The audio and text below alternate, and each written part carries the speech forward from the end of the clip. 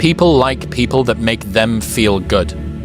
Right. They don't care that much about how impressive the person is. Right.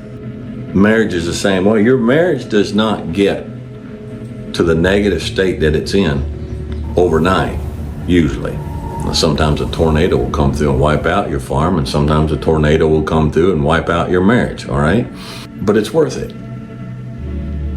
So what I'm gonna start doing is I'm gonna start prioritizing.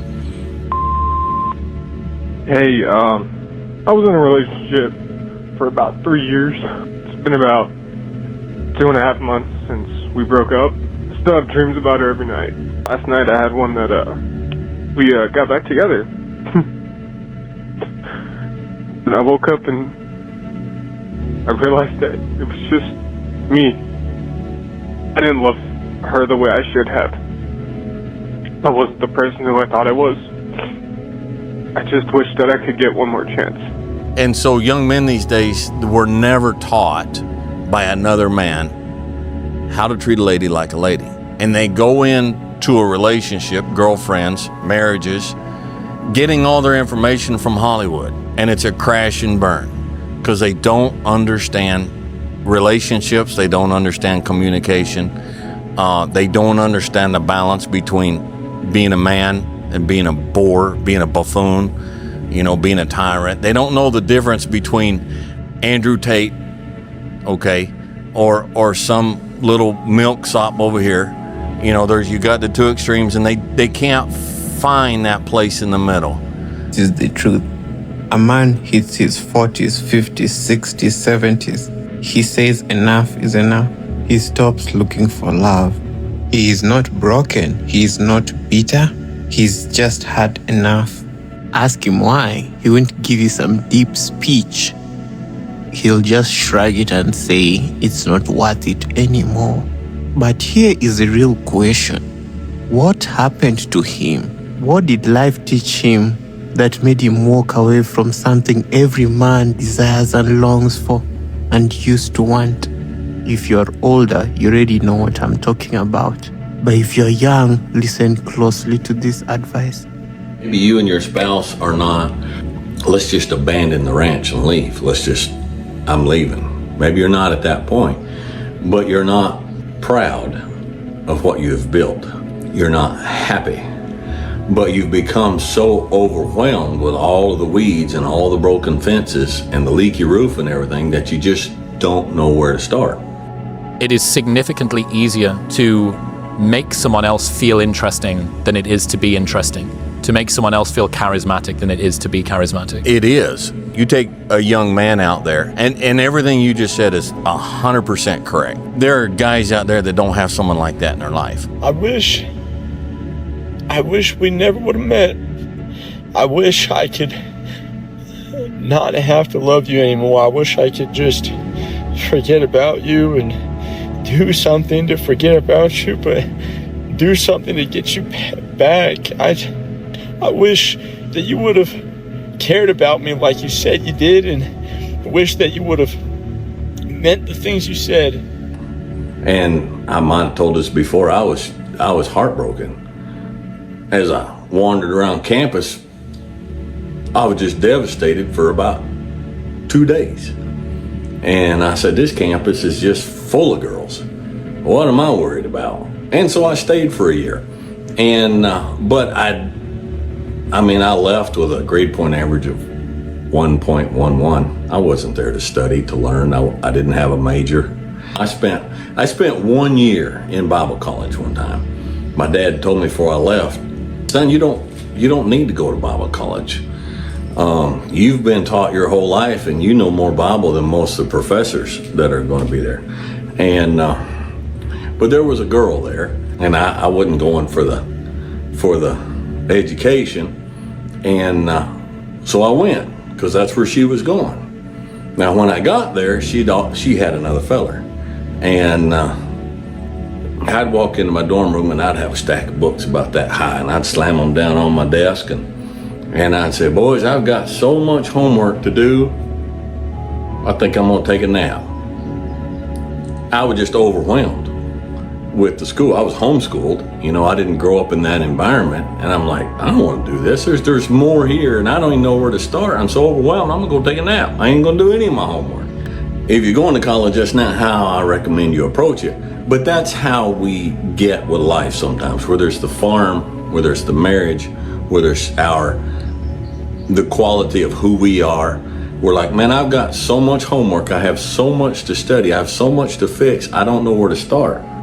So we take a nap, we go to sleep, and it never does get done. And so sometimes if we want to repair a farm, and a farm will not get in this kind of disrepair overnight. And so it's not going to get fixed overnight. It took years of neglect for things to get in this condition. Okay? And so sometimes it'll take years to get it back into its original condition. I'm probably going to have to spend the rest of my life getting things back to the state that they were, the pristine state that it was. Someone who's going to be that person that makes them feel good about themselves. But if we become the person that we like, I have recently come to the place, and this drives people crazy. I think it irritates people. I have come to the place in my life where when I meet somebody and they don't like me, and you can tell, I don't care.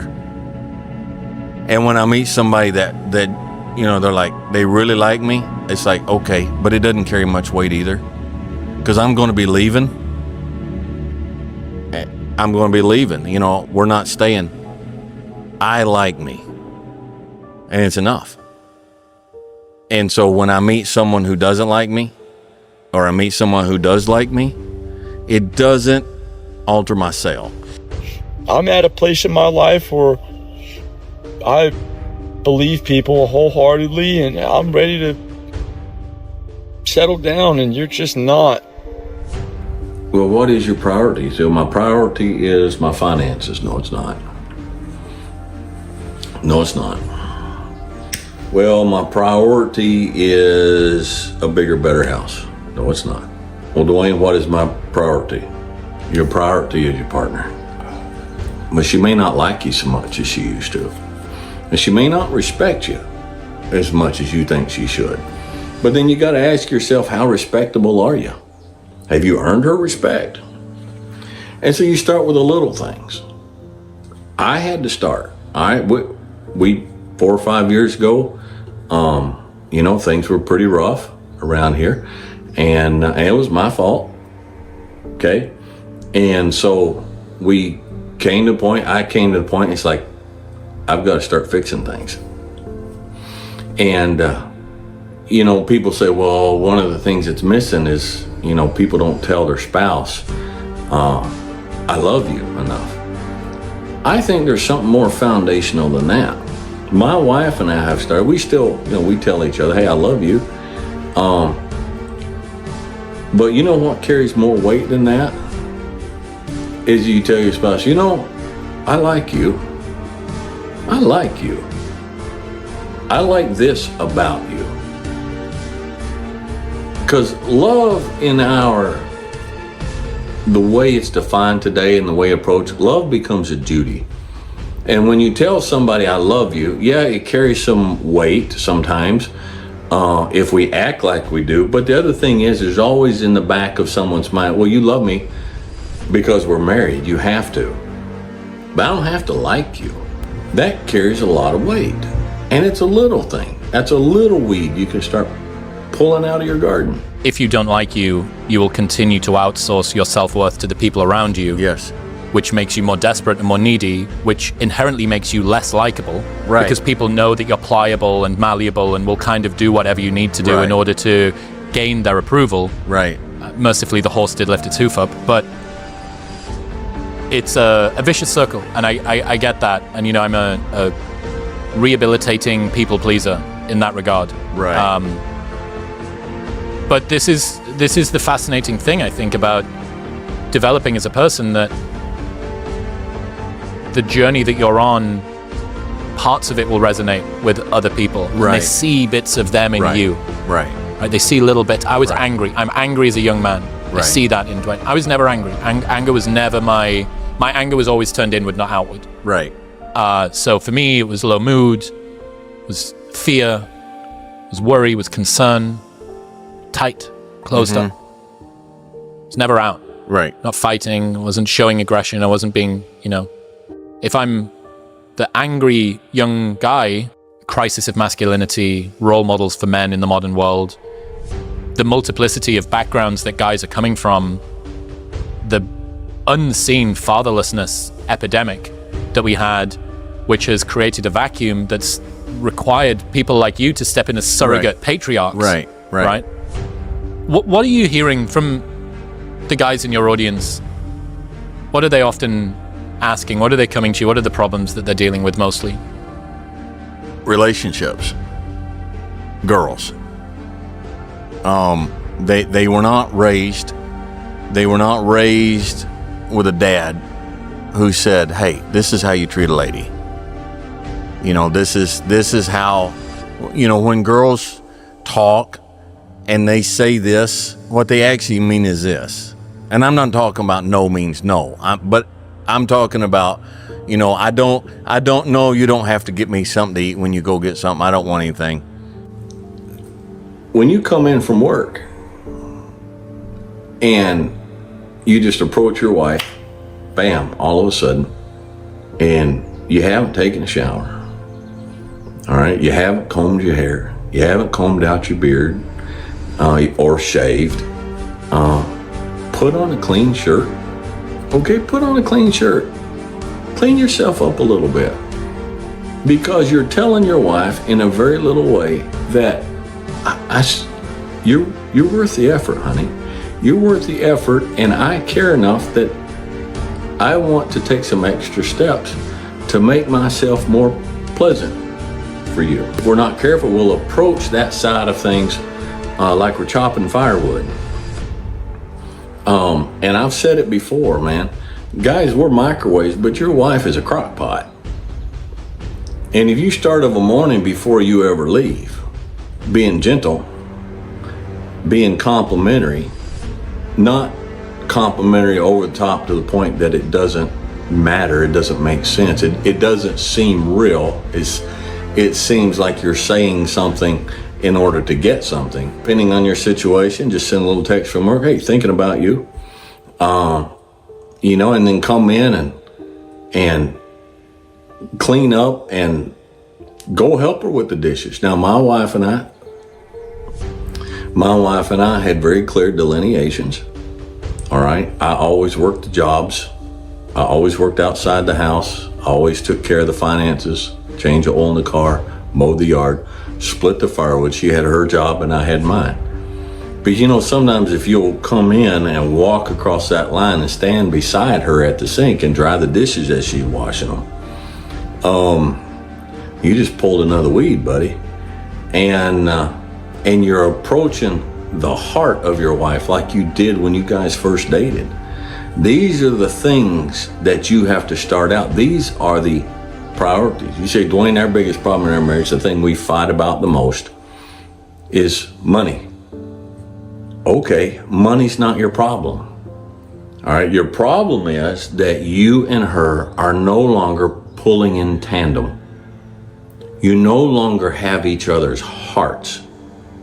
You got to get your partner back on your side, emotionally and mentally, and sit down and say, where do we want to go? Sit down and have a talk. Where do we want to talk? Where do we want to go with this marriage? What is the number one thing that's keeping us from getting there? Well, then how did this number one thing come up? And what can we do to fix it? What can we do to fix it? It starts with priorities, okay? You say, Dwayne, we don't agree on the children. We're always fighting about the children. And so I think the number one priority is to get the children so they're behaving again. That's not your number one priority. The number one priority is to reestablish the bonds of friendship with your partner and get your heart and her heart on the same path so you guys can agree. And that may not be instant. All right, I've got a bunch of woods to clean out here, and that ain't going to be instant. I've got to fix that fence down there, and that ain't going to be done in an hour. It's not going to be done in a day. Know that this advice resonates with you, and sure to comment what you think marriage is like for you, and if the future for you is to get married.